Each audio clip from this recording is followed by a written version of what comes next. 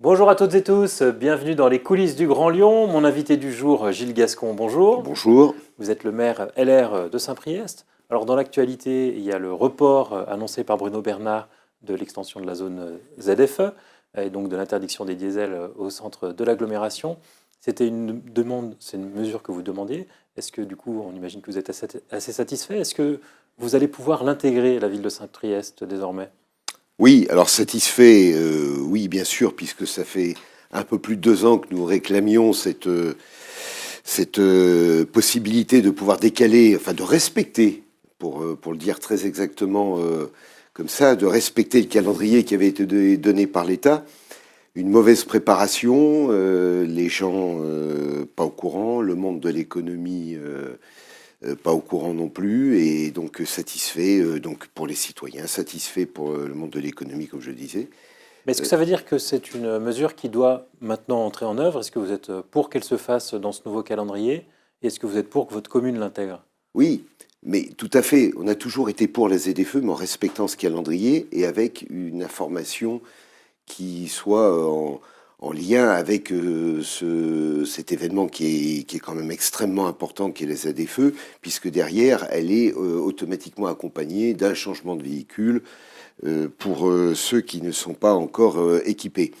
La problématique, c'est que les aides qui peuvent accompagner ce changement de véhicule sont aujourd'hui insuffisants.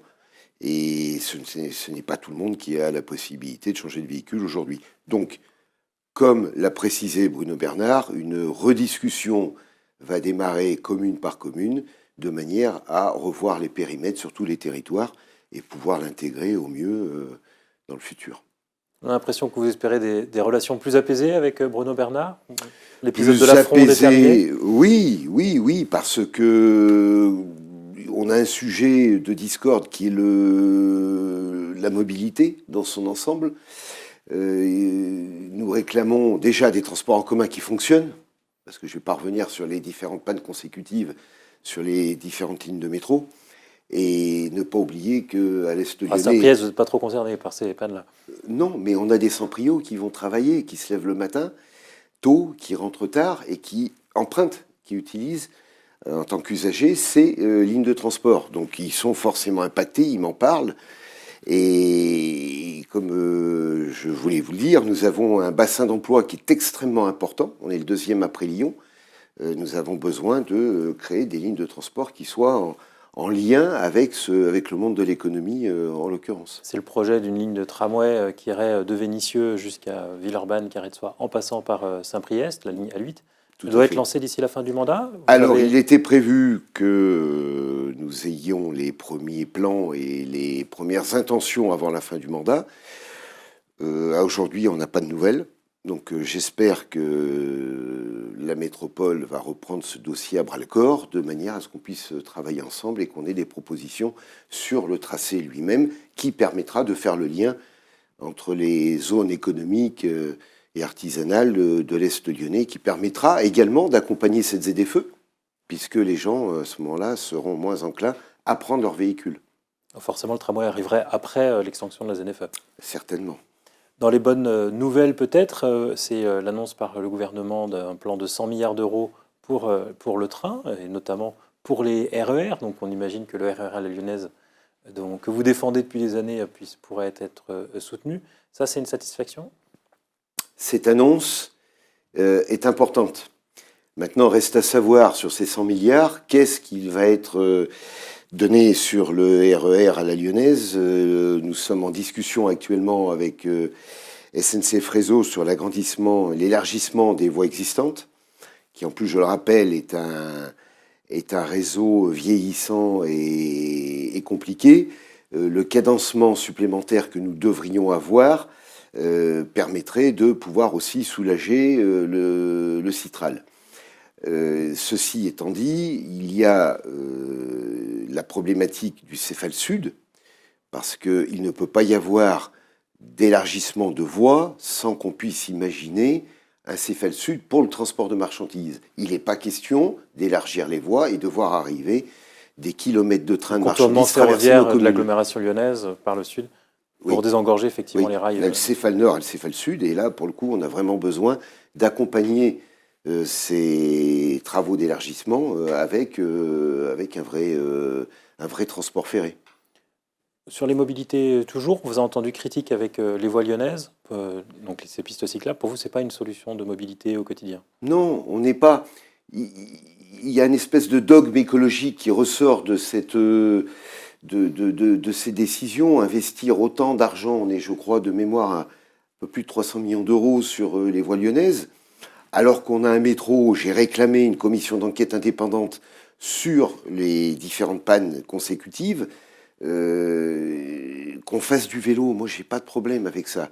Mais aujourd'hui, nous avons un réseau de transport en commun qui est plus adapté et qui est en panne. Il faut régler le problème pour pouvoir après investir sur le reste. Autre sujet, dans vos relations avec la métropole, j'ai vu que vous étiez écharpé avec Bruno Bernard sur Twitter à propos de la plaquette zéro déchet. Ça vous choque que la métropole donne des conseils pour éviter le gaspillage aux habitants, comme alors les conseils, c'est pas acheter le vélo au dernier cri si on n'en fait pas, c'est pas faire les courses le ventre vide, c'est pas acheter des propos inutiles. C'est plutôt du bon sens, vous répond Bruno Bernard. C'est du bon sens quand on lit la Bible. Je pense que chacun a la possibilité de... On est grand, on est des adultes.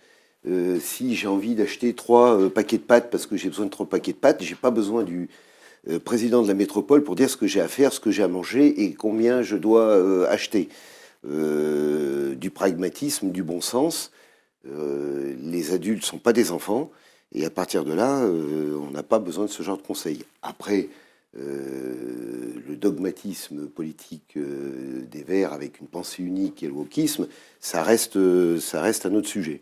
Mais se servir de l'argent Pour vous, public... cette plaquette anti-gaspillage, c'est du wokisme?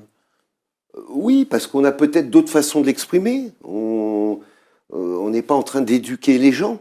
On peut donner des éléments sur le quotidien des zéro déchets. Il y a tout un tas de sujets qui peuvent être évoqués. Mais de là, aller pousser les gens dans leur quotidien et leur façon de consommer avec ce genre de plaquettes, c'est inutile. Enfin, pour moi, et je pense que je ne suis pas le seul à le penser. Autre mot sur... Vous reprochez beaucoup aux écologistes un manque de concertation. Mhm. Qu'est-ce que vous pensez de l'annonce par vos collègues LR, cette fois, maire d'Oulin, Pierre Bénite, d'une fusion de leur commune? Annonce qui est faite vraiment par surprise. Là, pour le coup, les habitants n'ont pas été concertés avant, il n'y aura pas de vote, et ça doit se faire de manière express dans les 2 ans à venir. Alors, pour bien connaître Clotilde Pouzergue et mon ami Jérôme Moroge... Vous n'auriez pas fait comme ça? Non. Ce que j'allais dire, c'est que je pense qu'ils ont de très bonnes raisons d'organiser ce rapprochement de leur commune. Après, le temps ne les a pas aidés, puisque ça a fuité. J'imagine qu'ils allaient en parler à leurs propres élus et aux habitants de leurs communes respectives, et que les choses se seraient passées d'une façon claire et transparente. Maintenant, ça s'est lancé d'une façon différente. Pour avoir discuté avec Clotilde et Jérôme, ils engagent un gros travail au sein de leurs habitants, dans leurs territoires respectifs, et les choses devraient, je pense... Est-ce qu'il ne devrait pas y avoir un vote quand même? D'ailleurs, c'était une demande des députés LR, que toute fusion de communes passe par un référendum local. Là, on en pourrait dire que ça passe au moins par les prochaines municipales? Oui, mais comme je le dis, ils sont sur le terrain, et l'un et l'autre, pour expliquer leur projet aux habitants. Après, ils ont un chemin encore à mener avant que ça puisse être adopté par les uns et par les autres. Je leur fais confiance de ce côté-là. Je pense qu'ils vont bien mener leur barque pour aller jusqu'au bout. Et pour ce qui est de la commune de Saint-Priest, est-ce que ça donne des idées? Est-ce qu'on peut imaginer des rapprochements, peut-être avec Bron? Alors là, ça a fuité. Vous êtes déjà au courant? Non. On a fait un mariage... je pensais avoir une annonce, là, c'est ça? Non, on a fait un mariage avec Bron, avec nos associations de secteur économique. Donc ce mariage a eu lieu au mois de décembre. Il y en aura peut-être d'autres. Aujourd'hui, il n'est pas envisagé de fusionner nos communes. Ce ne sera pas présenté non plus d'ici la fin du mandat aux prochaines municipales. Non, on n'a pas de. Moi, je vois Jérémy très régulièrement. On n'a pas échangé sur le sujet. Par contre, on échange sur d'autres sujets de mutualisation parce que c'est aussi économiquement pour les collectivités dans l'air du temps, et ce sont des mesures qui nous permettent de faire des économies sur différents sujets. Mais de là à les fusionner deux communes, il y a quand même un pas à faire, qui pour l'instant n'est pas envisagé. Un mot sur votre mi-mandat. Qu'est-ce que vous retenez de votre action sur ces premières années? On se souvient notamment que vous avez parlé d'un plan Marshall pour les écoles. Oui, oui. Au final, c'est la rénovation de 2 écoles. Ah non, pas du tout. Non, au final, c'est 30 millions d'euros. Donc c'est un premier agrandissement, rénovation et modernisation. Pour 2 écoles? Non, pas pour 2 écoles.